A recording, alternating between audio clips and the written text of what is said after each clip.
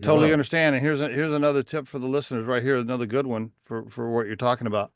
If you are a founder of a small business and you're thinking, oh, I want to take more time off. I want to work 3 days a week. I want to still be involved, but I don't really want to run the day to day. I don't want to deal with the employee problems. That's the main thing they want to get away from.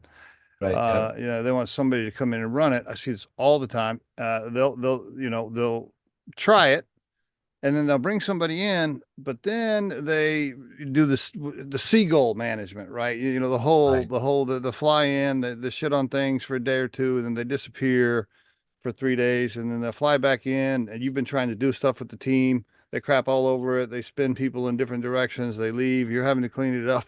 I mean, Wow. Yeah, what you just said is, yeah, like as familiar as I could possibly have named it. I've Yeah. lived it. And, I've and lived it. I've lived it. I've lived it. And I tell people they'll call me to do a search. I just had this conversation. A guy calls. I'm not going to mention his name because we're still trying to sign the contract. But yeah, he's like, "Hey, I'm going to do a president search." I was like, "What do you need a president for?" He's like, "Well, I'm ready to step out and I'm ready to step back for a little bit." And I said, "How long have you ran the business?" He said, "I've been running for 20 years." I said, "Has anybody else ever been in charge?" Nobody else has ever been in charge. So I was like, "You think you want to step out now?" "Yep, I'm ready for it. I'm ready to step out. I'm ready to step away." And I said, his name's not Johnny. I was like, "Johnny," I said, "Are you sure? Are you? yeah. Let's Oh, talk about it. Let's talk about it." Because I've had this conversation so many times. And if you are not, if you're listening to this episode and you are not truly ready to let somebody come in and run it, don't do it because that's right. you're just gonna waste a bunch of payroll. You're gonna make it super messy. You're gonna stress everybody out, and Yep. it's just gonna be a complete waste of time. Like either do it and let them run it, or don't do it.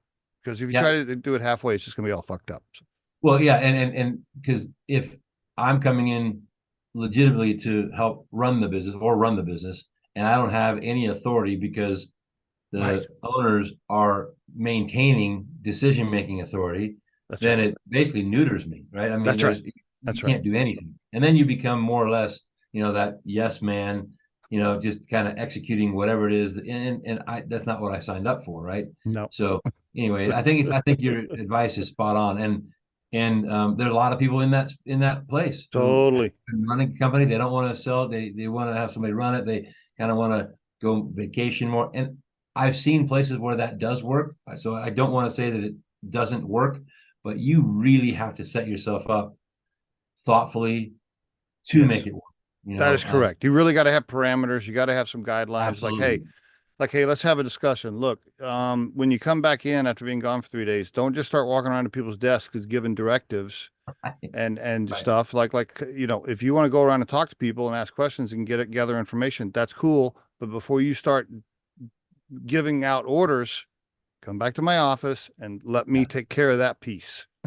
Yeah. And I'll say this not as a plug, but as a just it's good advice that if you're that person who's been in a 20-year relationship with your business you started, go hire somebody to help you succeed.